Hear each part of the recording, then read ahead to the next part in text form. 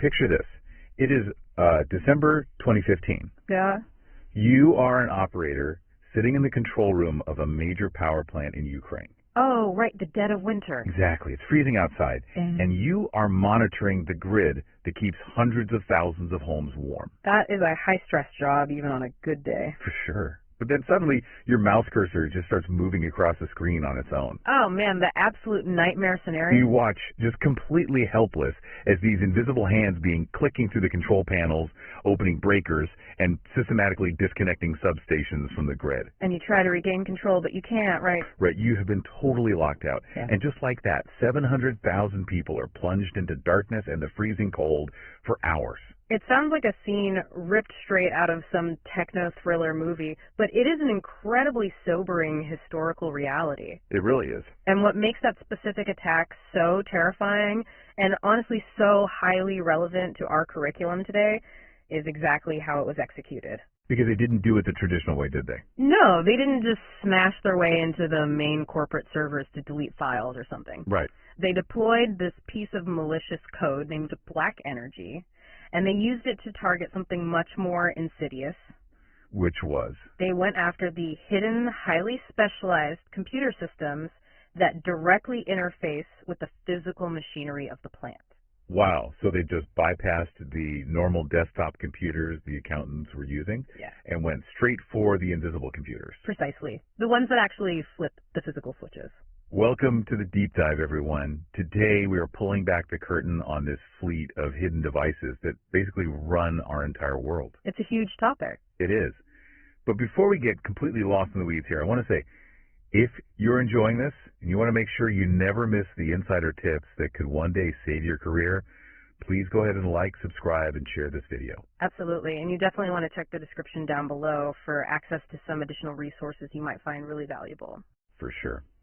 Now, for those of you tracking with our overarching ethical hacking and cybersecurity operations curriculum, we are currently diving in to the 9th installment of our 14-part series. And we are pulling these core concepts directly from Hands-On Ethical Hacking and Network Defense, 4th edition. Right, the 2022 edition. Exactly. So in our last session together, which was Chapter 8, we broke down the vulnerabilities found in standard desktop and server operating systems. Right. Those are the highly visible systems you interact with every single day, the Windows and Mac OS machines. Yeah, the stuff on your desk.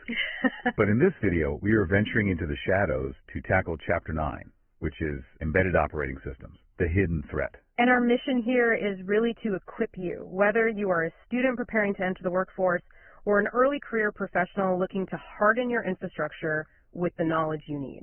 Not just to understand them, but to actually defend them. Exactly. We need to figure out why these invisible systems are the absolute easiest way for threat actors to profit, and practically speaking, what you can do about it.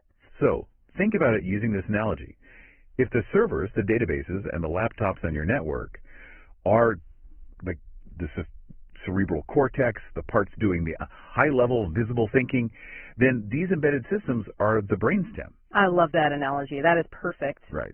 Because they are quietly running the autonomic, life-critical functions in the background entirely unnoticed. Until, of course, something goes terribly wrong. Yeah, until the power goes out for 700,000 people. Exactly. And as an information systems analyst looking at the landscape of network defense right now, I can tell you unequivocally that the brainstem is under heavy, sustained attack.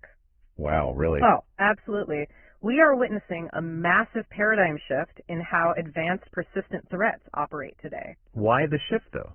Because as security professionals, you simply cannot ignore these devices just because they are physically small or because they perform really narrow tasks. Right. They might just be a thermostat.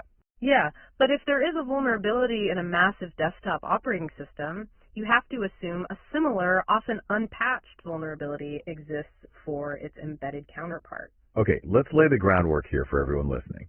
We throw the term embedded system around a lot in IT. We do. But where is the actual dividing line? Like, how do we definitively separate an embedded system and its operating system from the PC sitting on my desk? Well, the defining line really comes down to purpose and constraint.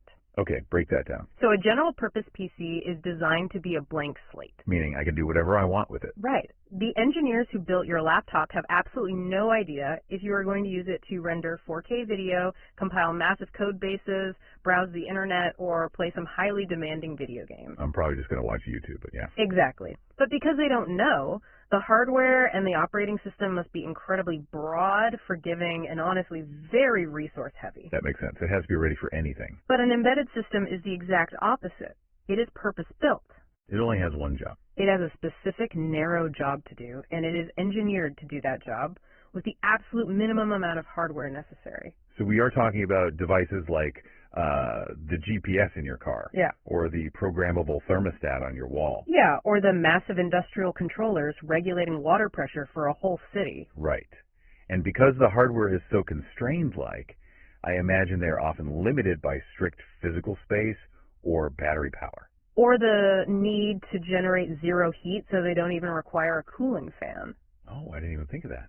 So the operating system has to be heavily tailored then. Yes. Yeah. An embedded operating system is either a tiny custom-built program designed entirely from scratch for that one specific microchip, or it is a severely stripped-down, highly customized version of a larger desktop OS. So it operates under really strict constraints. Very strict, especially regarding memory allocation and processing cycles. That makes total sense. I mean, you aren't going to load a full 50 gigabyte installation of Windows 10 onto the microchip controlling your microwave. No, definitely not. The microwave doesn't have the hard drive, the RAM, or the processor to handle it. And it certainly doesn't need to run background services for printer spooling or Bluetooth pairing, you know. Unless it's a really fancy microwave. But yeah, I get your point. But we need to take this a layer deeper. Okay, let's do it. Because there's a very specific subcategory of embedded OS that professionals must be intimately familiar with. What's that? The RTOS, or real-time operating system. Real-time operating system. Yeah. That phrasing implies that other operating systems, like the one on my laptop, are operating on some sort of delay. Well, in a structural sense, they actually are. Wait, really? Yeah. A standard desktop operating system is designed around the concept of fairness and overall system throughput. Fairness for the application. Exactly. If you have a web browser open, a music player running, and you are downloading a huge file, the OS scheduler is constantly juggling those tasks. Giving them each a little bit of attention. Right, giving a few milliseconds of CPU time to each one in a round-robin fashion. Okay, I see. And if things get really heavy, your mouse might stutter for half a second, or your music might skip. Which happens to me all the time. Right. But on a desktop, that latency is just an acceptable minor inconvenience. But I imagine latency is completely unacceptable for an RTOS. An RTOS abandons the idea of fairness entirely in favor of mathematical determinism. Mathematical determinism. That sounds intense. It is. It guarantees a response within a strict, predefined mathematical time frame. So it doesn't care about fairness at all. Not even a little bit. It uses preemptive priority scheduling. Meaning? If a critical task needs the processor, the RTOS will instantly pause whatever else is happening to execute that critical task within microseconds. Wow. Because the physical stakes are so much higher, right? Exactly. Like if my music skips, I'm annoyed. But if the RTOS controlling a car's airbag deployment misses its calculation window by 50 milliseconds because it was busy processing a sensor reading from the bumper, the consequences are fatal. Yeah, that's literally life or death. Or consider the thrusters on a multi-billion-dollar spacecraft entering orbit. Oh, wow. If the valve opens a fraction of a second too late because the processor was busy doing something else, the whole mission is lost. That is wild to think about. That predictable, mathematically guaranteed response is exactly what makes an RTOS the backbone of industrial, medical, and aerospace applications. That makes perfect sense. But I want to pull this back from space for a second and drop it right into the corporate environments that our listeners are actually preparing to defend. That's a good pivot. Most of us aren't writing code for the Mars rover. We are trying to keep a mid-sized financial firm or a healthcare clinic from getting breached. And let me tell you, those corporate buildings are absolutely saturated with embedded systems. Are they really? Oh, completely. If you run a simple network discovery scan in a typical office, you will find embedded OSs running everything. Like what? Give me some examples. The firewalls, the network switches, the routers, the web filtering appliances. Okay, mostly networking gear. But also network-attached storage arrays, voice-over IP phones, the security cameras, the badge scanners on the doors. They are everywhere. See, here is where I have to look at this from an attacker's perspective. Put on your ethical hacker hat. I am. Yeah. I'm looking around my own office right now, counting the non-PC computers. What do you see? I've got a wireless router, a smart thermostat, and a network printer sitting over there. A classic setup. But if the tasks these devices perform are so narrow and simple, why are they such a high-value target? That's a big question. I mean, if I'm a hacker, shouldn't I just bypass the thermostat and go straight for the domain controller? Or the file server, right? Yeah, where the actual valuable data is stored, the credit cards, the proprietary research, the patient records. That is a very logical assumption, and honestly, it's a common trap for junior analysts to fall into. Oh, really? Why is that a trap? Well, hackers absolutely want the data on those servers. You're right about that. So why not just attack them directly? Because how do they reach the servers? The data doesn't just exist in a vacuum. Right, it flows through the network infrastructure. Exactly. And what runs that infrastructure? The embedded systems. Yes. This leads us directly to the ultimate paradox of modern network defense. Which is what? You deploy an expensive, state-of-the-art hardware firewall or a dedicated web filtering appliance to protect your internal network. Right, to keep the bad guys out. But that protective shield itself is just a computer running an embedded operating system. Oh, wow. Yeah. So if you can compromise the shield, you don't even have to fight the guards. The shield literally becomes the weapon. That is crazy. Does that actually happen in the real world? All the time. Let's look at a verified example from the security research community. Okay, what did they do? These researchers acquired a popular enterprise-grade hardware firewall. They physically extracted the firmware, the embedded OS, stored on the device's chips. And they reverse engineered it. Yes, completely reverse engineered it. By understanding how the device processed traffic at a kernel level, they were able to write and insert modified software Inside the firewall itself? inside the firewall, Wow. and it completely subverted the firewall's behavior without triggering any internal alarms. What does that look like in practice, though? Like, if a threat actor does that to a company's edge firewall, what is the actual impact? The impact is total compromise. Total compromise from just the firewall. Absolutely. An attacker with that level of control can instruct the firewall to silently mirror all network traffic passing through it. And send a copy to themselves. Exactly. Every unencrypted email, every session token, every password hash just sent to an external server. Oh, it's terrible. Or even simpler, they can configure a hidden backdoor. How so? They explicitly tell the firewall to just drop all rules and grant a specific malicious IP address full, unfettered access into the internal network. So the device your company bought to keep the bad guys out is now actively holding the door open for them. While smiling and waving them in. Wow. So the supposed simplicity of these devices isn't a defensive advantage at all. Not in the slightest. It is actually what makes them incredibly dangerous when they are compromised, because they sit at the very choke points of our networks. Yes, perfectly stated.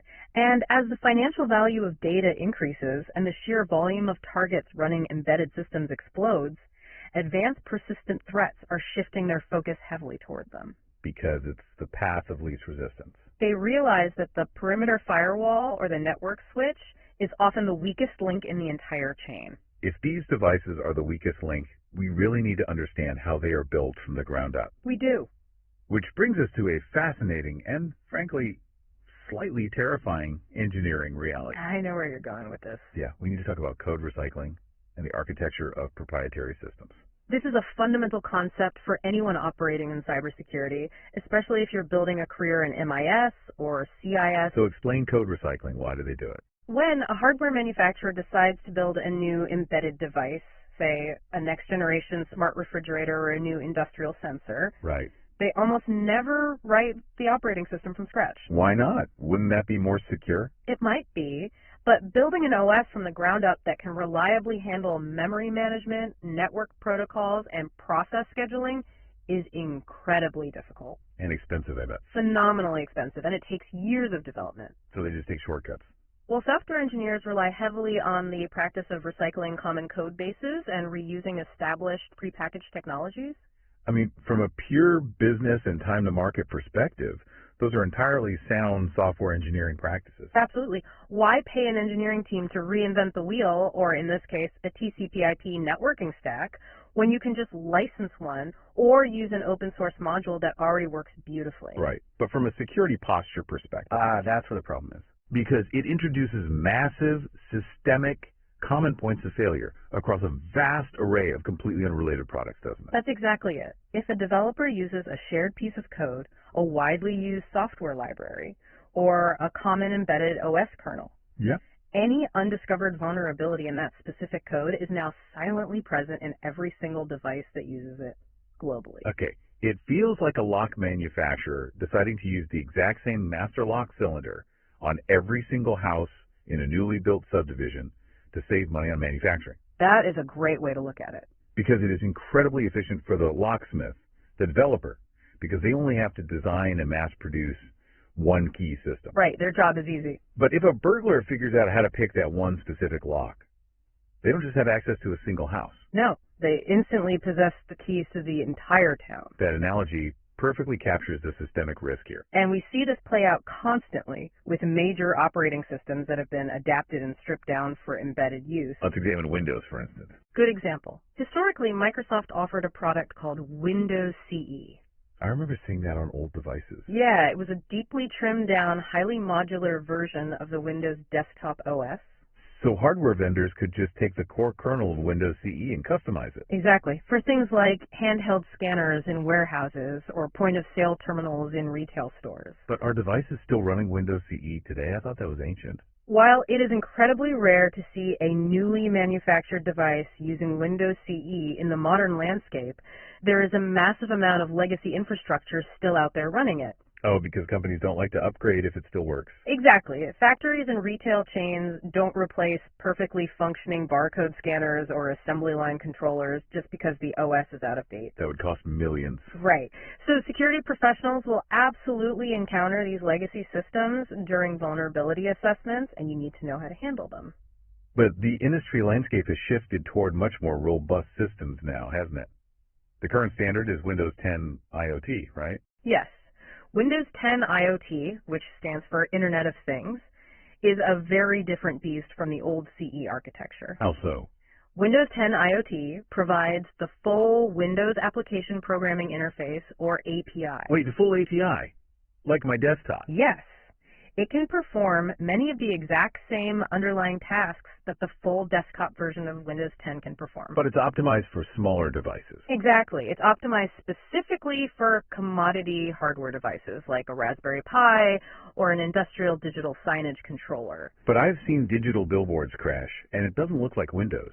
It might not present a visible graphical interface with a desktop background and a start menu, but under the hood, deep in the kernel, it is essentially full Windows. Why would Microsoft put full Windows on a device that just runs a digital billboard? That seems like overkill. To make life incredibly easy for software developers. Oh, okay. If a programmer knows how to write an application for a standard Windows 10 desktop, they can easily port that exact same code to a Windows 10 IoT embedded device with minimal changes.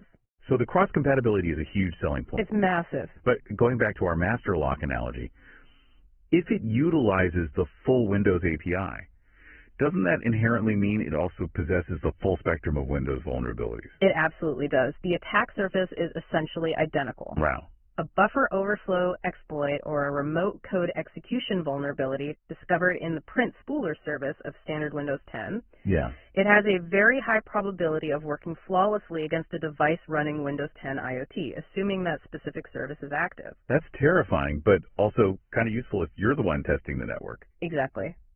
The silver lining for you as a security tester is that you can deploy your standard arsenal of vulnerability assessment and remote network scanning tools against these embedded OSs. Just as you would against a standard corporate server. Yes, and the tools will accurately identify the flaws. Okay, so that covers the Windows ecosystem pretty well. But the source material highlights that there is an entire universe of proprietary embedded operating systems out there that the average person has never even heard of. Oh, yeah, a whole different world. And some of them are running the most advanced mission-critical technology humanity has ever built. Let's unpack VxWorks. Yes, VxWorks. What is it? VxWorks is an absolute titan in the embedded engineering world. It is a proprietary real-time operating system developed by Wind River Systems. Okay. It is specifically engineered to run with extreme efficiency and mathematical predictability on minimal hardware. So it's an RTOS. The undisputed gold standard of RTOSs. It is used in environments where failure is simply not an option. Like what? To give you an idea of its pedigree, this is the operating system trusted by the world's top aerospace and defense contractors. The list of platforms running VxWorks in the text is just staggering. It really is. It mentioned the F-35 Joint Strike Fighter, Yep. the Clementine spacecraft, the Deep Impact Space Probe. And don't forget the applications that really showcase its power. The NASA Mars exploration rovers. Oh, right. Spirit, Opportunity, the Perseverance lander, The reconnaissance orbiter. and the James Webb Space Telescope. That's all running on VxWorks. It truly is the operating system of the final frontier. That is so cool. But its reach isn't limited to space. It runs SEUVIM, which is an autonomous submersible spacecraft designed for deep ocean operations. Okay, so deep space and deep ocean. And it serves as the backbone for massive amounts of revision 3G communication equipment right here on Earth. The reason it is universally chosen for these zero-tolerance applications has to come down to its reliability, right? Yes, it's incredible reliability, and it's highly specialized memory architecture. Let's break that down, because the memory stuff can get confusing. What makes VxWorks so uniquely reliable for something like a Mars rover? Well, think about it. You absolutely cannot send an IT technician with a USB stick to Mars to reboot it if a driver crashes. No, definitely not. So it revolves around advanced memory management and system design flexibility. How does that work? VxWorks offers developers the ability to implement replaceable user mode heap allocation and strict user mode memory partition support. Okay, English, please. What does that actually mean? Fair enough. In a standard OS, if a program has a memory leak, it can gradually consume all the available RAM until the entire system freezes. We've all seen that happen on our laptops. Right. But VxWorks allows engineers to draw hard, impenetrable mathematical lines around different processes. So they can't bleed into each other. Exactly. It also supports microprocessors with or without a memory management unit, or MMU. But the textbook notes a caveat there, right? Without the MMU, there are risks. A significant risk, yes.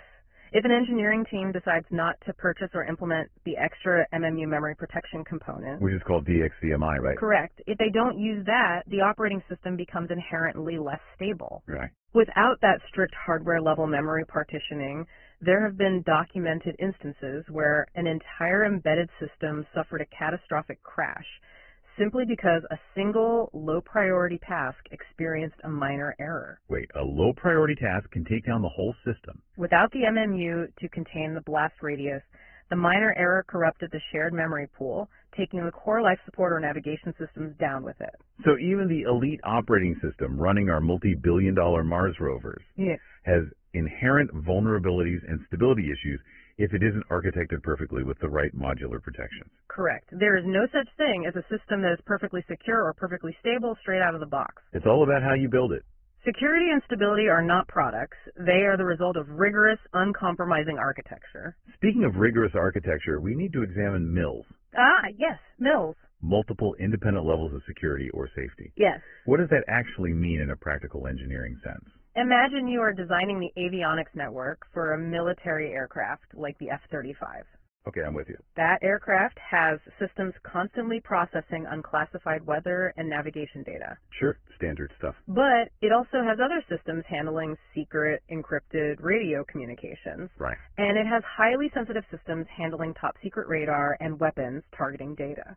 Okay, so 3 different levels of classification. Traditionally, to guarantee that top secret data never accidentally leaks into the unclassified weather broadcast, you would have to use entirely separate, physically isolated computer processors and wiring for each of those 3 levels. Which adds massive weight, complexity, and power draw to a fighter jet. Yes. You don't want extra weight on a jet. Exactly. A MILS embedded operating system solves this. Wow. It is a highly specialized OS, mathematically certified, to run multiple levels of data classification on the exact same physical CPU simultaneously. On the same chip. Yes, with a mathematical guarantee of 0 leakage between the environments. That's amazing.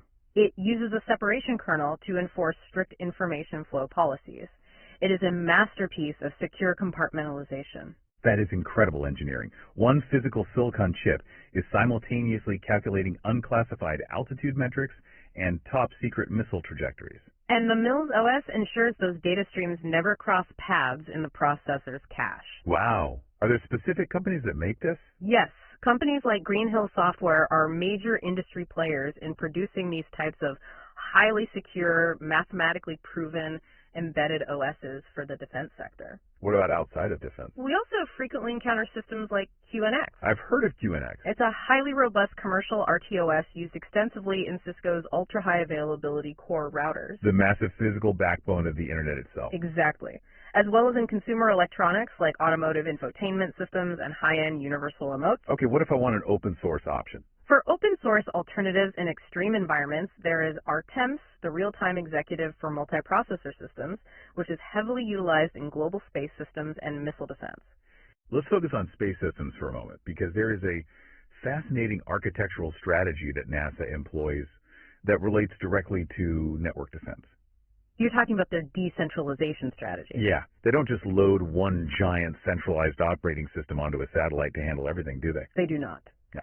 Let's look at the engineering of the Mars Reconnaissance Orbiter. Okay. NASA dramatically improved the survivability of that multi-million-dollar asset by utilizing several small, distinct, specialized embedded OSs tailored for very specific hardware functions, rather than relying on one massive monolithic operating system to run the entire spacecraft. It is the ultimate expression of compartmentalization. It really is. Because if a micrometeorite physically damages the circuit board running the communications OS, or a cosmic ray flips a bit and causes a software glitch that crashes the high-resolution imaging OS, the separate operating systems running the core thrusters, solar panel alignment, and life support remain entirely unaffected. the ship survives. It prevents a single point of failure. Exactly. But there is a complex security trade-off here. There always is. What's the trade-off? While compartmentalization dramatically improves physical survivability and isolates localized software crashes, utilizing multiple different embedded OSs technically increases the overall attack surface of the system. Because there are more targets. Right. If you have 5 different operating systems running on a device, a threat actor now has 5 different kernels they can attempt to exploit rather than just one. And that brings up a critical structural difference in how these operating systems are fundamentally built. We need to dissect the difference between a monolithic kernel and a microkernel. This is a foundational concept for anyone analyzing vulnerability landscapes. Explain it for us. To understand how an attacker compromises a system, you must understand the kernel. The kernel is the absolute core of the operating system. It's the boss. It operates at the highest privilege level and has complete unrestricted control over the physical hardware, the CPU, the memory, the storage. So if the embedded OS is the brainstem, the kernel is the innermost cluster of nerves controlling most vital functions. A perfect analogy. Now, in a monolithic kernel architecture like standard Linux or embedded Linux, the entire operating system runs in the exact same highly privileged memory space. Everything. Everything. The device drivers, the file systems, the network stacks, the inter-process communication mechanisms, all in one pool. Why do you do it that way? The engineering advantage is speed and flexibility. It supports the widest variety of hardware, and developers can easily expand its capabilities by loading dynamic kernel modules on the fly. And because they are in the same pool, they talk to each other really fast. Exactly. Processes can communicate with each other instantly because they're all living in the same memory space. But from an attacker's perspective, what is the massive downside to everything living in the same memory pool? The downside is catastrophic failure. Tell me more. Because every single driver and module is running in that same highly privileged space, if a single poorly written USB device driver crashes, it corrupts the shared memory and the entire operating system violently crashes. Ouch. But more importantly for us, from a security standpoint, if a hacker finds a buffer overflow vulnerability in just one obscure kernel module, say the module that handles an older Wi-Fi protocol, they can exploit it to inject code. And because that module is running in the kernel space, the attacker's injected code instantly gains full kernel privileges. Oh, wow. So they just bypass all security checks. They completely bypass them and take complete ownership of the entire system. Just from one bad Wi-Fi driver. Exactly. And the alternative to that architecture is the microkernel. Correct. In a microkernel operating system, architecture like QNX or certain highly secure proprietary systems, only the absolute bare minimum core functions run in the highly privileged kernel space. Like what? Like basic thread scheduling and primary memory management. What happens to everything else? Everything else, the device drivers, the network stack, the file systems, is pushed out into separate, isolated services running in standard user space. How does that change the security posture? Drastically. If a device driver crashes in a microkernel architecture, It doesn't corrupt the core system. Just that one piece breaks. Right. Only that specific isolated service fails, and the microkernel can simply restart the service while the rest of the OS continues running seamlessly. And for security. If an attacker compromises the Wi-Fi driver, they only gain the limited user space privileges of that specific driver. Oh, so they are trapped. They are trapped in the sandbox and cannot immediately take over the core system. That sounds vastly more secure and stable. Why isn't everything a microkernel? It is notoriously complex to develop, and it often incurs a performance penalty because those separated parts constantly have to pass messages back and forth through the core kernel to communicate, rather than just reading shared memory. Ah, so it's slower. Yes. Which brings us perfectly to the NIC systems. We mentioned embedded Linux as utilizing a monolithic kernel. We did. The source says it is heavily cited as being used in industrial, medical, and consumer items. Yes. Embedded Linux is incredibly ubiquitous. Why is it so popular if the monolithic kernel has those risks? Its popularity stems from the fact that it is open source, heavily supported by a massive global community, and highly customizable. So anyone can tweak it. Exactly. Engineers can take the Linux source code and strip out every single feature, driver, and service they don't need until the OS perfectly fits onto a microchip with incredibly limited RAM and storage capacity. That's really convenient. Furthermore, Wind River, the same company responsible for VxWorks, also produces Wind River Linux. Oh, they do Linux too. Yeah, it's a highly specialized variant of embedded Linux designed to function as an RTOS. So it combines Linux with that mathematical predictability we talked about. Exactly, making it suitable for embedded applications requiring the mathematically predictable response times of a real-time system. And then there's the DORER. I feel like anyone who has ever tried to boost the Wi-Fi signal in their apartment to reach the back bedroom has heard of this specific Linux variant. Absolutely. Linux DD-WRT is a legendary embedded Linux operating system. It was originally designed to replace the factory firmware on the famous Linksys WRT54G wireless router, right? Yes. It essentially allows users to completely wipe the limited consumer-grade OS provided by the manufacturer and replace it with a highly advanced, fully featured, open-source Linux router OS. So you get better features for free. Way better features. It unlocks enterprise-level routing features, advanced quality of service controls, and powerful VPN capabilities on a piece of hardware that costs like $50. That's a prime example of just how flexible and powerful embedded Linux can be in the hands of a knowledgeable user. For sure. But all of this incredible flexibility, all of this code recycling, the mass deployment of Windows 10 IoT and embedded Linux, it leads us to a terrifying inflection point that we call the vulnerability paradox. It's a huge issue. We need to shift our focus and look at the sheer overwhelming scale of the threat landscape today. To truly understand the gravity of the current landscape, we really have to contextualize it by looking back to the year 2000. The Y2K panic. Many people remember it. It was a period of intense global anxiety and unprecedented IT spending. Because embedded systems everywhere shared that fundamental software flaw regarding how they stored two-digit date formats. Right. From bank vaults to air traffic control systems to power grids, we spent billions of dollars globally to patch and replace systems to prevent a cascade of automated failures. But as the industry analyzes the data, it is clear that the threat landscape today is exponentially more dangerous and complex than the Y2K era. Exponentially. Why is that? It comes down to the sheer volume of connected devices and the malicious motivation of the actors involved. Okay, break that down. In the year 2000, we were worried about an accidental programming oversight causing a logic error. Right, it was just a mistake. Today, we have deployed billions more embedded devices, and they are actively, aggressively under attack. By who? Highly organized criminal syndicates and state-sponsored advanced persistent threats. They are deliberately targeting these systems to further their financial or political objectives. The most obvious and direct example being financial gain. The source material specifically highlights the targeting of ATMs. Yes. Think about what an ATM actually is. It's a vault with a screen. Essentially, yes. It is a heavy steel vault controlled by an embedded operating system, often a variant of Windows, that instructs a mechanical dispenser to eject cash. Historically, attackers targeted them locally, right?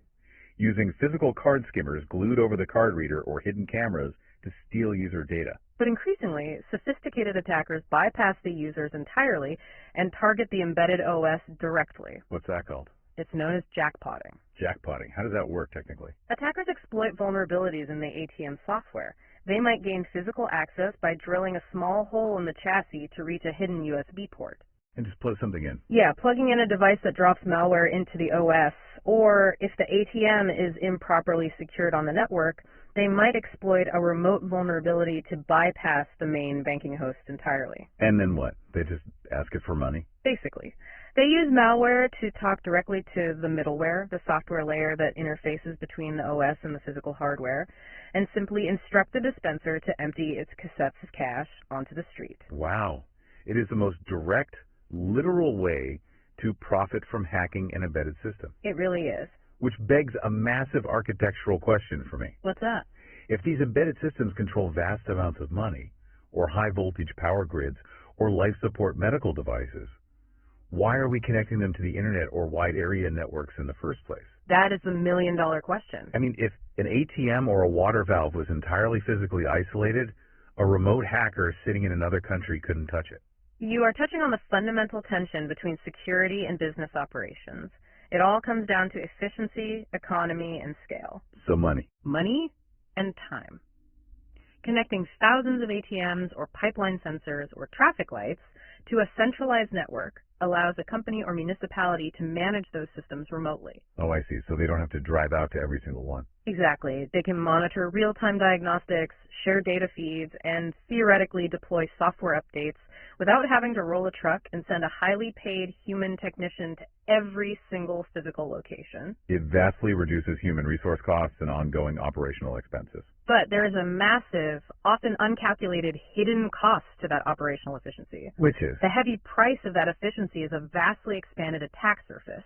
Every single device added to a network infrastructure, every new sensor connected to a control system creates a new node, a new potential point of entry. And a new vulnerability that must be defended. Exactly. And this leads us to the absolute nightmare scenario for system administrators and security operations centers, the patching problem. Oh, patching. Let's compare this to something familiar. If a critical zero-day vulnerability is found in the Chrome browser or the Windows 10 desktop OS, Google or Microsoft pushes an update over the internet. Right. My laptop prompts me to restart. I click OK, it reboots in 2 minutes, and the vulnerability is fixed.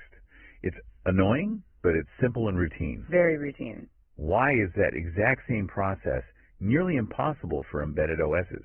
There are two major, deeply entrenched reasons. The first is the strict requirement for continuous, uninterrupted uptime. Because it can't go down. Right. Embedded systems in critical environments, like municipal public works, automated manufacturing floors, or intensive care units, must continue operating regardless of the cyber threat. You simply cannot authorize a reboot of the embedded OS controlling a patient's life support ventilator in the middle of a Tuesday afternoon to install a software patch. Or a high-voltage power routing relay. You just can't do it. I've always conceptualized it like this.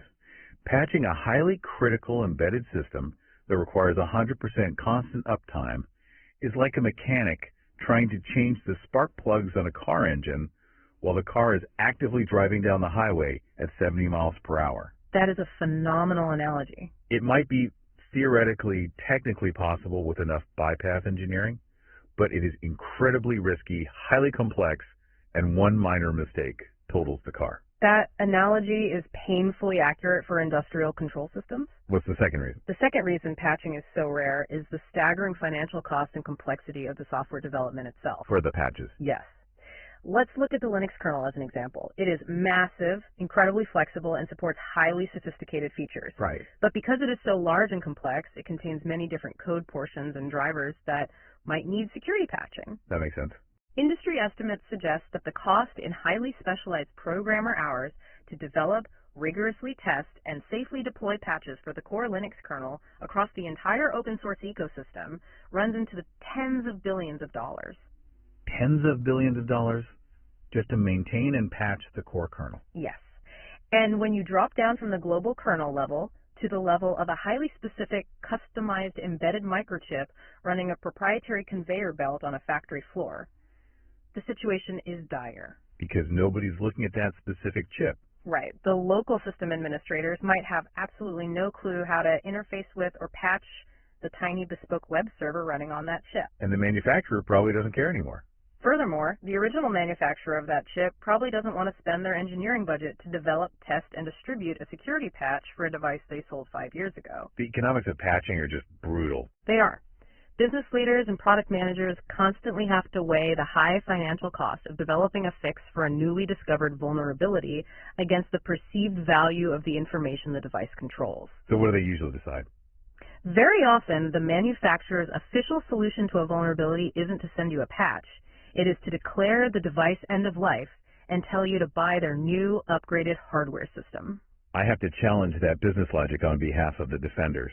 Are you telling me that because it is too expensive for a manufacturer to write the code, or too operationally annoying for a sysadmin to schedule a reboot, organizations just willingly leave critical infrastructure exposed and unpatched? In a shocking number of cases across various industries, yes, that is exactly the calculus that occurs. Isn't that actively choosing convenience and cost savings over fundamental safety? It is. That is the stark reality of the industry. Wow. And it is precisely why buffer overflow attacks, remote code execution exploits, and default credential attacks are so frequently and consistently successful against embedded systems during penetration tests. Because the patches simply aren't there. The patches simply are not released by the vendor, or if they are never applied by the facility. This is why, as a security professional conducting an assessment, you cannot rely on automated vulnerability scanners alone. Exactly. You have to adopt a highly suspicious analytical mindset.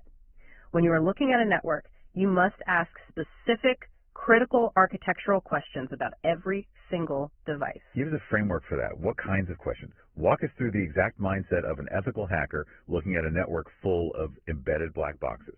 Okay, first you analyze the physical interfaces. Looking for ports. Yes. You ask, what peripheral component interconnect or PCI devices or external USB interfaces are present on this embedded hardware? Why does that matter? If a device has an exposed enabled USB port, it has a physical entry point that completely bypasses all of your multi-million-dollar network firewalls. Right. What's the second question? Second, you interrogate the origin. Where were these devices manufactured? Supply chain stuff. Exactly. Is the entire hardware supply chain trustworthy? Or is there a possibility the chips were intercepted and compromised with malicious firmware before they even arrived at the loading dock? That's a terrifying thought. A supply chain compromise means the device is hostile before you even take it out of the shrink wrap. It is a reality we must face. Third, you need to identify the hardware architecture. Okay, how? Which specific devices utilize embedded OSs stored in rewritable or non-volatile flash memory? Why is rewritable memory dangerous? If the memory holding the core OS can be easily flashed or electronically rewritten, an attacker who gains access can permanently replace the legitimate operating system with a malicious, backdoored version. Ah, I see. What's next? Fourth, you must conduct deep enumeration to determine exactly which specific embedded OS and which specific kernel version is currently loaded on each device, so you can cross-reference that against known vulnerability databases. And the final question. And finally, the hardest, most vital question. Can you definitively, cryptographically prove that the embedded OS currently running hasn't already been corrupted or silently subverted with malicious rootkit code? That last question feels almost mathematically impossible to answer with absolute certainty on legacy hardware. It is extremely difficult. And to see the devastating results of what happens when convenience wins out over answering those hard questions, we do not have to look at a remote power plant or a Mars rover. Nope. We only have to look at the mundane devices sitting right across the hall in your office break room. The Trojan horses inside the perimeter. Let's talk about them. Networking devices and multifunction devices. Let's start by dissecting the network infrastructure itself. We touched on this briefly, but it is vital to understand that routers and network switches are no longer just dumb boxes passively routing electrical signals over copper wires. Right. They used to be simpler. In the early days, general-purpose computers with multiple network interface cards used to perform routing. But modern high-speed enterprise networks require specialized, application-specific integrated circuits, ASICs. Running highly sophisticated, specialized embedded OSs to route millions of packets per second. Exactly. And if an attacker manages to compromise the embedded OS of a core router, they don't just gain access to the router's configuration files, right? The blast radius is much larger. It is the absolute worst-case scenario. How bad? Controlling a core switch or router is the holy grail for a network attacker. It gives them complete, unfettered, invisible access to every single host, server, and endpoint connected to that network segment. Because they sit in the middle of everything. Once they own the router, they are sitting at the central intersection of the network. They use that position to quietly monitor traffic, perform deep footprinting, scan internal subnets, and enumerate the target network to map out every other system, bypassing any edge firewalls. They are safely inside the fortress, controlling the traffic lights and the security cameras. That's right. How do they actually achieve that initial compromise, though? How do they break into these enterprise routers? A remarkably common and devastating vulnerability found in routers and other embedded network appliances is called an authentication bypass. Authentication bypass. Yes. These devices are almost universally shipped with built-in web management interfaces. This allows network administrators to easily log in via a web browser to configure routing tables or change firewall rules. It's very convenient. However, attackers frequently discover vulnerabilities in how the embedded web server code processes user input. So they trick it. In an authentication bypass, the attacker sends a highly specific, specially crafted URL to that management interface. And then what? Because of poorly written code, perhaps a failure to properly validate session tokens or sanitize the URL string, the web server becomes confused, drops the login check entirely, and instantly grants the attacker full administrative access. Wait, no username required? No username, no password to guess. They send the link and they own the device. That is deeply unsettling, knowing that the foundation of our network security relies on code that can be tricked that easily. It happens more often than you'd think. But let's move away from the server closet and walk into the break room. Let's talk about MFDs. Multifunction devices. The massive printers, scanners, copiers, and fax machines sitting in the corner. MFDs are, without a doubt, one of the most attractive, high-value, and consistently ignored targets for hackers in any corporate or government environment. Because people just see them as printers. Think about what a modern office copier actually is beneath the plastic casing. It is not just a dumb mechanical device pressing ink to paper. It is a high-powered computer. Right. It runs a complex embedded OS, often a variant of Linux or Windows CE. It is connected directly to the internal corporate network. And crucially, it is equipped with a large, often entirely unencrypted internal hard drive. And what exactly is spooling onto that hard drive every single day? Every highly confidential legal document, every employee performance review, every quarterly financial report, and every proprietary schematic that anyone in the office has scanned, emailed, or printed. It's a treasure trove of raw corporate intelligence. Absolutely. They hold incredibly sensitive information that is highly susceptible to digital theft and covert modification. But the real structural problem enabling this threat is human psychology. Human psychology. MFDs are practically invisible to IT security teams. They are viewed as office furniture, not endpoints. I can totally attest to that psychological blind spot. Everyone completely ignores the office printer until it jams or runs out of toner. Right. Nobody looks at that beige box and thinks, ah, yes, a highly vulnerable network-attached computer holding our deepest corporate secrets. And sophisticated attackers are fully aware of this blind spot. Let me walk you through the precise life cycle of a peripheral attack. Walk us through it. Let's say a company buys a brand new high-end MFD.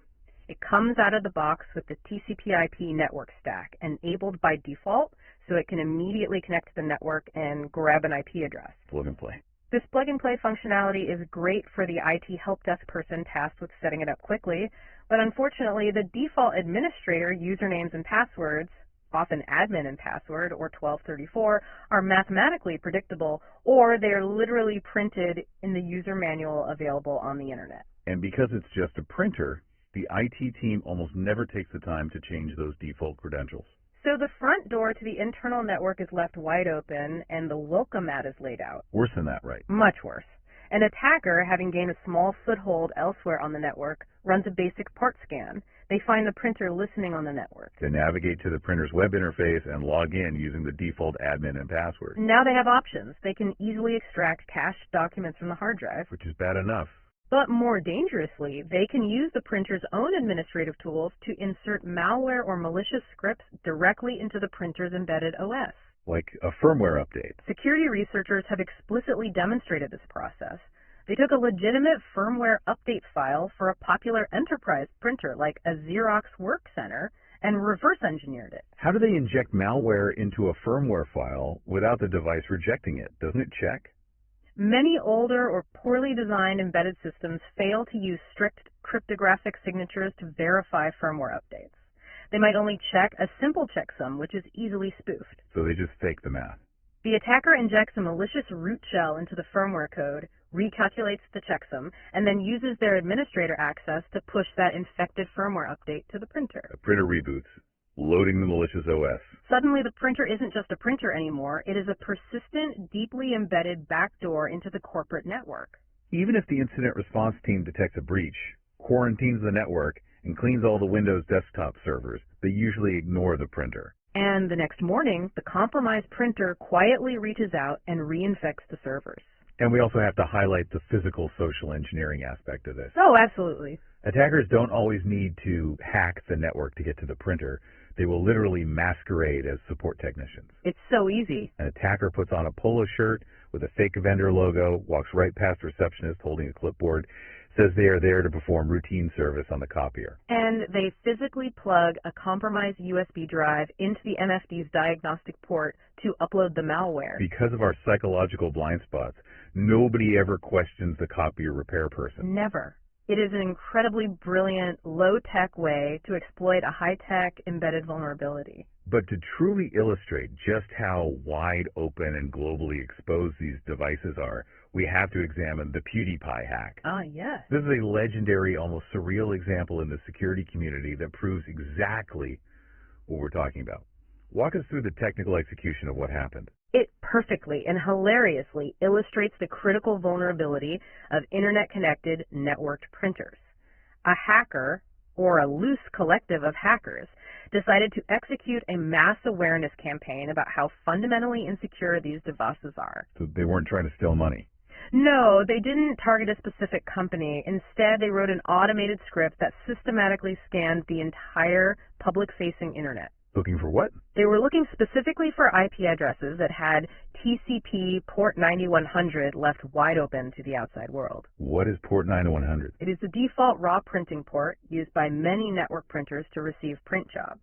Through search engines like Shodan, which indexes internet-connected devices, they found tens of thousands of them exposed globally. And what did they execute? Did they attempt to extract data or drop ransomware? No, their motive was arguably much more mischievous, but it was incredibly effective at proving a catastrophic structural point. What did they do? Using the open port 9100, they bypassed any need for authentication and simply forced all of these compromised printers around the world to simultaneously execute a raw print job. What did it print?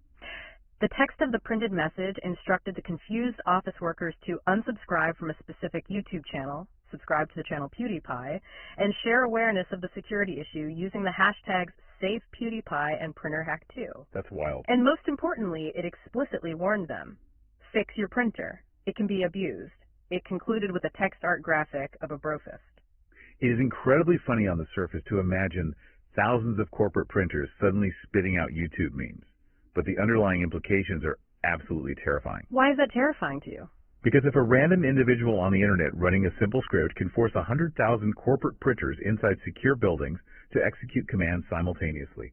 A well-resourced, state-sponsored actor could just as easily use those exact same open ports to silently deploy a destructive worm or ransomware across all those networks simultaneously. Exactly. The PewDiePie hack was a loud, highly visible warning siren for the industry.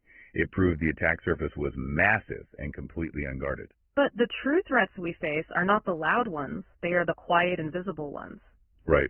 A hacked printer is terrible for corporate secrets, but what happens when the compromised embedded system isn't just printing paper, but is actively controlling heavy physical machinery? This brings us to a critical intersection of digital and physical security. We need to analyze SCADA environments. SCADA supervisory control and data acquisition. This brings our discussion full circle back to the Ukrainian power plant we explored in the hook. Yes. SCADA systems represent the ultimate high-stakes embedded targets. They are the digital brains that control the physical world. These systems are utilized for real-time equipment monitoring and physical control in massive industries where automation is critical, right? We are talking about the programmable logic controllers, PLCs in municipal water treatment utilities, the governors on high-voltage power generators, the sluice gates on hydroelectric dams, mass transit railway switching systems, and even the radar arrays in FAA air traffic control towers. These industrial environments are absolutely packed with embedded systems acting as sensitive physical sensors and heavy mechanical controllers. Now, the classic traditional defense I always hear from engineers when we talk about securing critical infrastructure is the air gap. The famous air gap. The idea is that a nuclear power plant's control room or a city's water treatment facility isn't actually wired into the public internet, so remote hackers simply cannot reach it. Is the air gap actually a reliable defense? The air gap is increasingly becoming a dangerous myth, or at best, a fragile, false sense of security. Why? In pure architectural theory, it is true that SCADA systems controlling critical infrastructure are usually separated from the public internet by a physical air gap. There is no Ethernet cable routing from the public web to the turbine controller. So if there is no physical wire, how does highly sophisticated malware like Black Energy in Ukraine or the famous Stuxnet virus in the Iranian centrifuge facilities actually cross the gap and get into the closed network? Because data, instructions, and human operators still have to physically cross that perimeter. The human element. An air gap is instantly and irrevocably bridged the moment a maintenance engineer plugs an unscanned USB diagnostic drive into a SCADA terminal. Or when a third-party HVAC contractor connects an infected laptop to the internal maintenance network to check a chiller unit. Furthermore, the embedded components themselves might have deeply hidden vulnerabilities that are exploited by insider threats, or malware might be introduced via legitimate vendor software updates. So as soon as the malicious code crosses that physical air gap writing in on a flash drive or a contractor's laptop, the attacker can execute commands to interact directly with the SCADA system. And because those internal networks are air-gapped, they usually lack internal firewalls or robust monitoring because they assume the interior is completely safe. Oh, that makes sense. They don't check for bad guys once they're already inside the vault. Precisely. The embedded OSs running inside these industrial controllers were engineered decades ago, strictly for reliability and continuous uptime. They were never designed to withstand hostile network attacks or validate encrypted commands. Once an attacker breaches the perimeter, the internal systems are incredibly fragile and entirely trusting. They will execute a command to open a circuit breaker or spin a centrifuge to destruction without ever questioning where the command came from. That is a sobering, terrifying reality for anyone looking at a career in critical infrastructure defense. It really is. But let's shift our focus from the massive industrial scale down to the intensely personal scale. Let's do it. Because the dividing line between an embedded OS and a general purpose OS is blurring rapidly, and it's happening right inside our pockets. You're talking about smartphones. We need to examine cell phones, modern smartphones, and wearable technology. This is a vital, rapidly evolving area for security professionals to master because the perimeter has vanished. Corporate data no longer resides exclusively on heavily defended corporate laptops. It lives on and travels through employees' personal smartphones.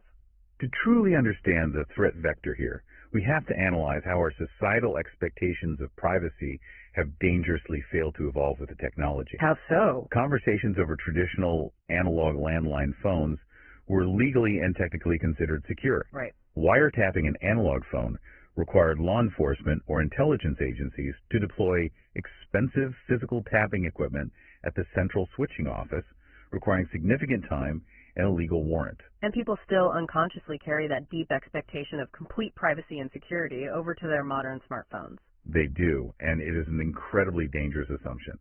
Your smartphone is not a phone in the traditional sense. It is a highly sophisticated, densely packed embedded system, heavily loaded with environmental sensors.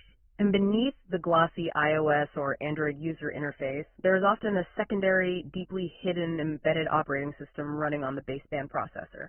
This baseband OS handles all the actual cellular radio communication, and it is notoriously opaque, highly privileged, and historically full of vulnerabilities. So what are the practical threats? What can an attacker actually do if they compromise the phone? The cellular vulnerabilities are extensive and invasive. Sophisticated attackers utilizing rogue cell towers, often called stingrays, can intercept and listen to your phone calls in real time. They can execute baseband exploits to remotely and silently activate the device's microphone, turning the smartphone into a persistent listening device sitting right in the middle of a highly classified corporate boardroom. They can clone the phone's identity to bypass SMS-based two-factor authentication, intercepting your security codes. Intelligence agencies and corporate espionage rings actively use these devices to map networks, track executive movements, and steal trade secrets. And as the software running the main user interface becomes more complex, the number of potential vulnerabilities skyrockets. Exactly. The source material emphasizes that the line is blurring. Google's Android and Apple's iOS are incredibly powerful, massive operating systems. Security researchers and malicious actors have created sophisticated, specifically tailored malware, viruses, and zero-click exploits designed to completely compromise these platforms. And increasingly, the primary threat vector isn't a highly complex remote baseband hack. It is the users themselves willingly downloading the threat. You're talking about the proliferation of Trojan applications hiding in plain sight within the official app stores. Yes, Trojan applications have become a massive systemic concern in mobile application ecosystems like Google's Play Store and, to a lesser extent, Apple's App Store. How do they get past the store security? Attackers develop a piece of malicious code, perhaps a module designed to steal banking credentials or secretly mine cryptocurrency, and they wrap it inside a seemingly legitimate functional application. The text highlights several verified examples of these malicious apps masquerading as useful tools, right? Yeah, apps named Cake VPN, Pacific VPN, Beat Player, QR barcode scanner, X, and Recorder. So a user thinks they're just downloading a free barcode scanner to check prices at the grocery store. Precisely. They download the app, it functions exactly as advertised, but in the background it requests extensive system permissions. The user wanting to use the app just clicks allow. The Trojan now has permission to read SMS messages, access the file system, or overlay fake login screens on top of real banking apps. The user willingly installed the malicious code that compromised their own security. And I have to assume that the massive explosion of wearable tech, the smartwatches, the fitness rings, the medical monitors, just radically expands this threat surface. I mean, my smartwatch is constantly broadcasting and talking to my phone via Bluetooth. That is a critical architectural observation. Wearable technologies significantly increase the vulnerability footprint of the paired smartphone. Every single time your smartwatch, your wireless earbuds, or your fitness tracker interacts with your phone through the Bluetooth protocol, it opens up a new, complex attack surface. Bluetooth is a notoriously complex protocol with a long history of severe vulnerabilities.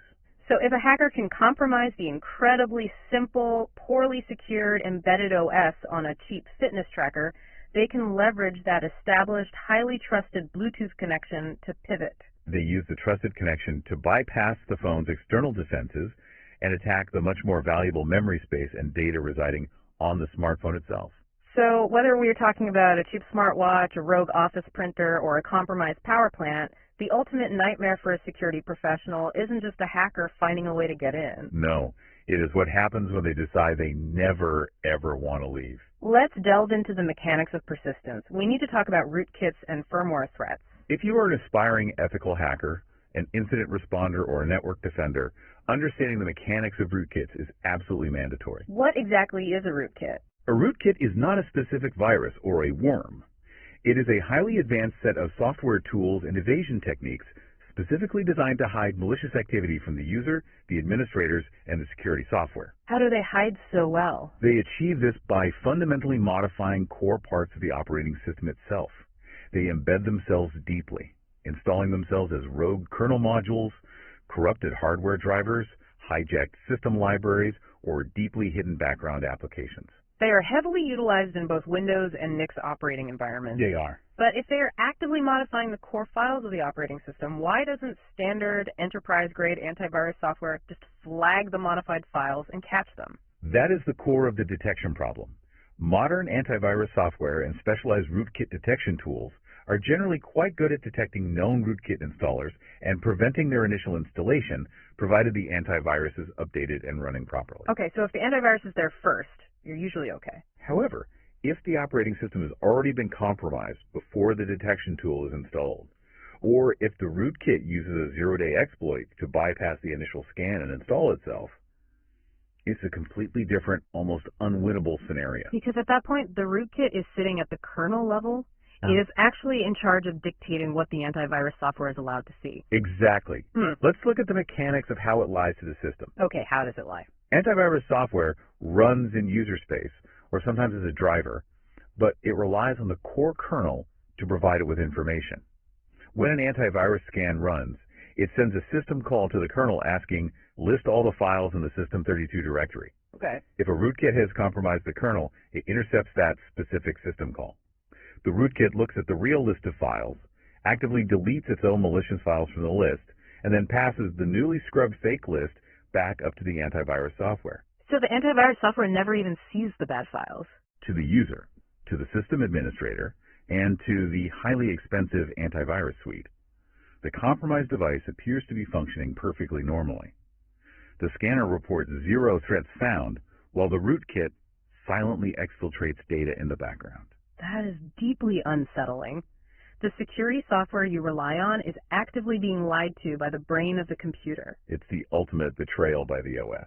But as devastating as an OS-level kernel rootkit is, the curriculum points out a scenario that is much, much worse. The absolute ultimate threat to system integrity. Yes. Firmware rootkits. Firmware rootkits. These represent the absolute worst-case scenario in cybersecurity. An OS-level rootkit, as nasty as it is, still lives on the physical hard drive. It relies on the operating system to load it into memory. But a firmware rootkit completely bypasses the hard drive and infects the device's actual physical hardware firmware. They are universally considered the most dangerous threat to any system, whether it's an embedded device or a general-purpose server, for several distinct reasons. Give us the reasons. First, the code footprint is extremely small, making them incredibly difficult for heuristic scanners to detect. And second? Second, they are deliberately loaded into low-level, non-volatile storage chips. Specifically, the SPI flash memory chips soldered directly onto the computer's motherboard that hold the BIOS or UEFI code. Standard anti-rootkit tools and antivirus software simply do not have the architectural privileges to readily scan or interact with this deep level of hardware storage. And because the malicious code isn't stored on the hard drive, the standard nuclear option of reformatting doesn't work. Oh man. So if you suspect an OS rootkit, standard protocol is to nuke it from orbit. You completely wipe the hard drive. You can even physically remove the hard drive, destroy it, buy a brand new one, and install a perfectly clean, cryptographically verified operating system from original media. But the moment you power that machine on, the motherboard boots out. The infected firmware executes first, before Windows or Linux even begin to load. The firmware rootkit reaches up from the motherboard, intercepts the boot sequence, and instantly injects its malicious code back into the memory of the brand new clean OS. It persists through complete hardware replacement and OS reinstallation. It is practically immortal. It really is. I want to highlight a specific verified example from the industry that I found almost violently ironic. Let's examine the LoJack vulnerability. LoJack for laptops. For those who aren't familiar, LoJack for laptops is a highly popular, commercially available laptop theft recovery service. You buy it, you install the agent, and if your laptop is stolen, it silently calls home over the internet to a central monitoring authority so they can track the thief's physical location, or remotely issue a command to cryptographically wipe all the information on the drive. It is heavily marketed to enterprise clients as the ultimate fail-safe security measure. Right. But to function, it relies on a specific call-home mechanism that is hard-coded directly into the computer's BIOS or UEFI firmware by the hardware manufacturer. Because the software needs to survive a smart thief, simply pulling out the hard drive and putting in a new one. Exactly. The LoJack agent is intentionally designed to persist in the deepest level of firmware and constantly, forcefully reinstall its tracking agent into the Windows operating system every single time the machine boots. Wait, it hides in the firmware, survives a hard drive wipe, and injects code into the OS at boot. That is the exact, literal definition of how a rootkit operates. Yes, it is a commercial rootkit designed for a benign purpose. And security researchers, as well as highly advanced threat actors, realized this. They discovered that the LoJack architecture had fundamental design-level vulnerabilities in how it secured its firmware module. Hackers successfully reverse-engineered the injection mechanism. They figured out how to overwrite the LoJack BIOS module. So instead of the motherboard's BIOS injecting the legitimate, helpful theft recovery software into Windows, attackers hijacked the process to force the BIOS to inject their own highly malicious rootkits. The very software architecture that enterprises paid for to protect their expensive devices from theft became the unbreakable, invisible, persistent vector for advanced hackers to hijack those devices permanently. The shield literally became the sword. So if a firmware rootkit is practically invisible to antivirus and it survives a total hard drive wipe, What is the actual boots-on-the-ground reality for an incident response team dealing with a deeply infected machine? The reality is incredibly expensive, highly disruptive, and requires extreme technical expertise. Because the firmware code on the motherboard is rarely checked for cryptographic corruption during a standard fast boot sequence, the infection can go completely undetected for years. And frankly, we have seen instances where systems are compromised before the company even purchased them. Supply chain attacks again? Highly sophisticated supply chain attacks where the malware is flashed into the memory chips at the manufacturing facility. Or insider threats, where a disgruntled IT employee with physical access flashes malicious code into the motherboard of an executive's laptop before resigning. So how do you actually fix it? Do you just throw the infected computer into an industrial shredder?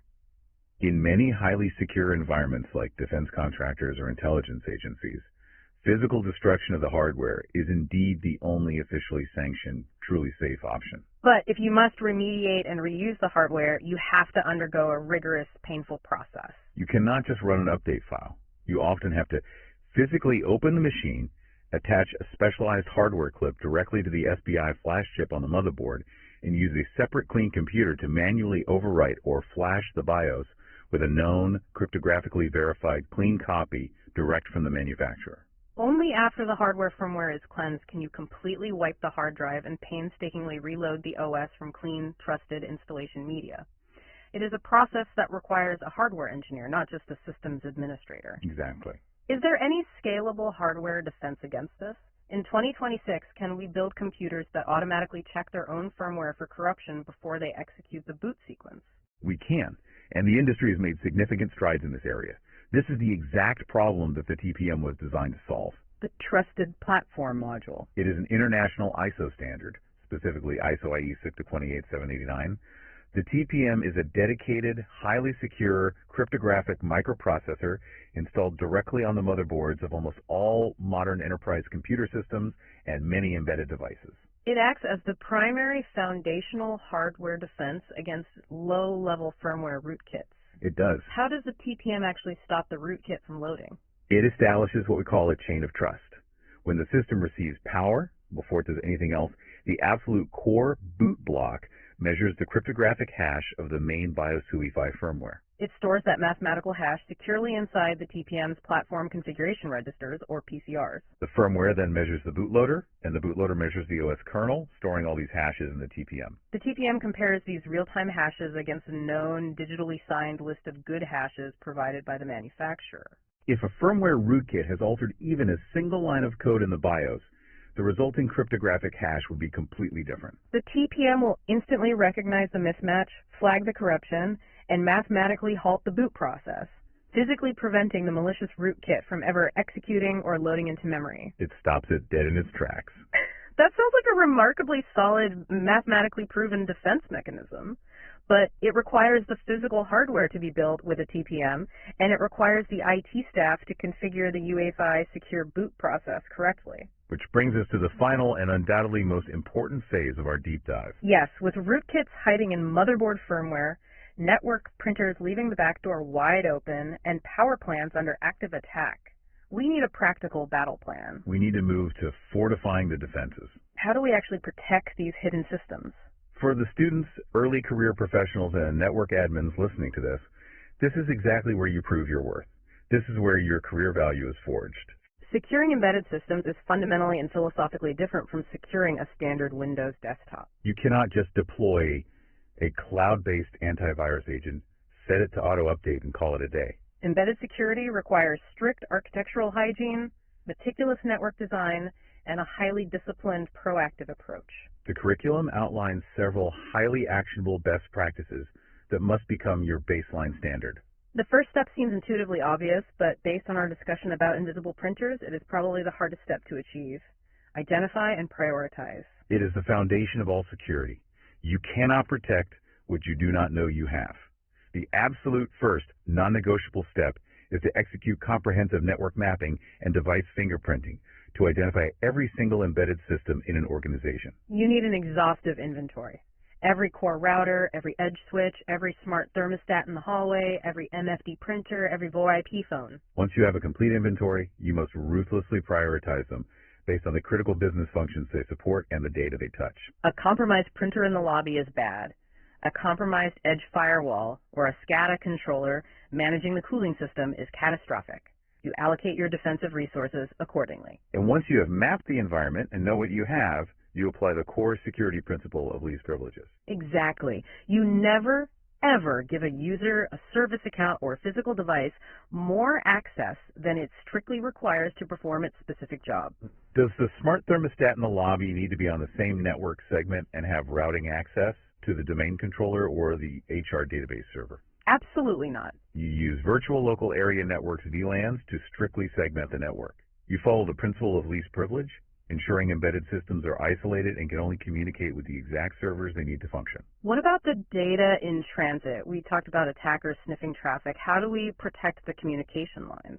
You must enforce data transport, encryption-like transport layer security, TLS or IPsec, whenever mathematically possible for embedded system communication.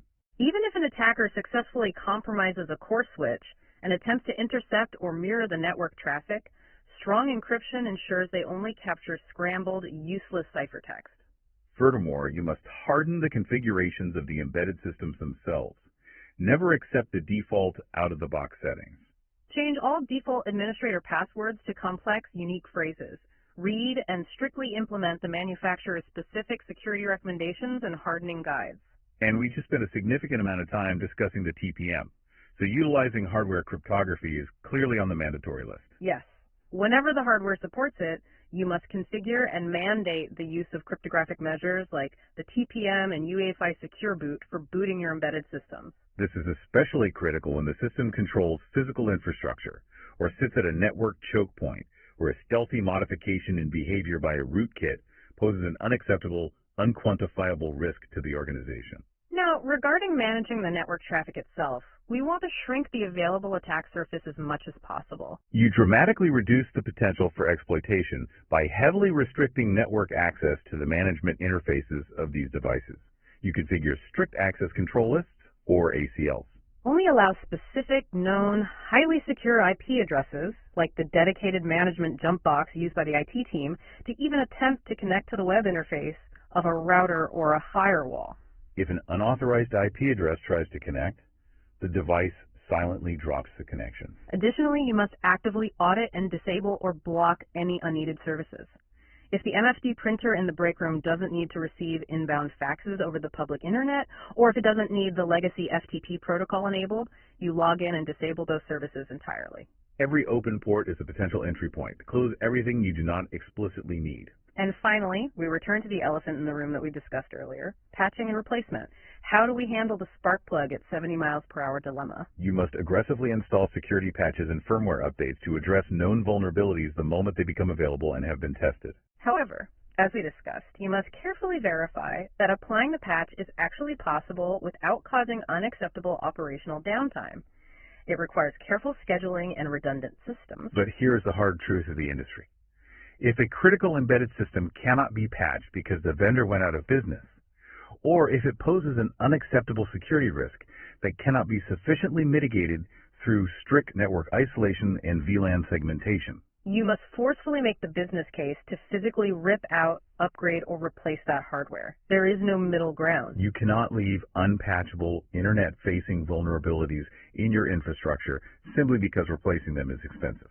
So synthesizing all of these highly technical steps into a cohesive philosophy, it basically demands what the cybersecurity industry calls a zero-trust architecture. Yes. You have to fundamentally assume that every single device, no matter how physically small, simple, or innocuous it seems, is a highly capable computer and a potential threat vector. Basically, you trust absolutely nothing on your network. Not the firewall, not the router, and certainly not the smart thermostat, unless you can explicitly, cryptographically verify exactly what software it is running, exactly who it is talking to, and that its core firmware is uncorrupted. That is the exact, uncompromising mindset that an elite cybersecurity operations professional must adopt to be successful in the modern era.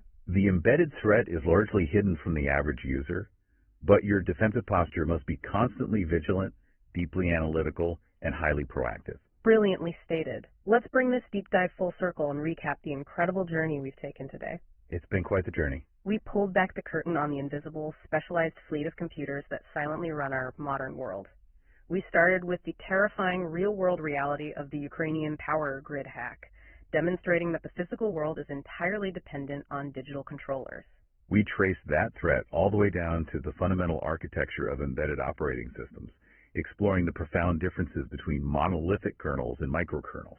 We examined how the necessary business practice of code recycling, while economically sound, creates massive shared attack surfaces across entirely different industries, affecting everything from NASA Mars rovers running VxWorks to digital billboards running Windows 10 IoT. We deeply analyzed the vulnerability paradox, the unstoppable corporate push to connect billions of physical devices to the internet for operational efficiency, colliding head-on with a brutal economic reality and near impossibility of patching them.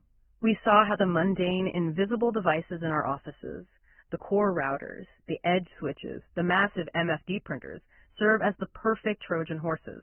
Highly vulnerable to simple authentication bypasses and malicious firmware updates, are reality perfectly and hilariously illustrated by the global PewDiePie printer hack. We looked at the rapidly blurring lines of modern technology, where the theoretical air gap protecting critical SCADA infrastructure is easily breached by a single USB drive. And where the highly advanced smartphones and Bluetooth wearables in our pockets open our corporate networks up to baseband exploits and Trojan applications downloaded straight from official stores. And finally, we confronted the ultimate ghost in the machine, rootkits that hide deep in the kernel to lie to our antivirus, and the absolute nightmare scenario of firmware rootkits that persist in the motherboard's SPI flash, surviving hard drive wipes and subverting even trusted recovery tools like LoJack. This forced us to acknowledge the necessity of hardware-based defenses like the TPM, and the absolute requirement for rigorous zero-trust best practices to identify, isolate, restrict, and patch every single node on our networks. The overarching lesson here is profound. The difference between a functional, secure, modern society and 700,000 people shivering in the dark can literally come down to a single, unpatched, poorly configured piece of embedded firmware on an ignored microchip. The hidden threat is real, it is evolving, and it is everywhere. It truly is. Which leaves us with a final provocative thought for you to ponder as you walk away from this material. The next time you purchase and connect a shiny new smart device to your home or office network, whether it is a color-changing light bulb, a voice-activated TV, or a Wi-Fi enabled coffee maker stop, and ask yourself a serious architectural question. What should they ask? Do you actually own this device? Or did you just voluntarily install a tiny, highly capable, permanently unpatchable computer inside your secure perimeter that someone else on the other side of the world might already control? That is a chilling thought. We want to sincerely thank you for joining us on this deep dive. If you found this rigorous technical breakdown valuable for your professional development, please make sure to review the channel for our other deep dives, playlists, and technical videos to help you continuously learn and grow in your IT career. And be sure to explore our other highly relevant explorations, including our deep dives into digital forensics and network system security. And join us next time as we continue our progression through the curriculum, moving into Chapter 10. Hacking web servers, where we will ascend from the low-level embedded hardware and memory registers back up to the application layer to see how the software running the internet is exploited. Master the attack, fortify the defense. Until next time, keep your hands on the keys and your networks secure.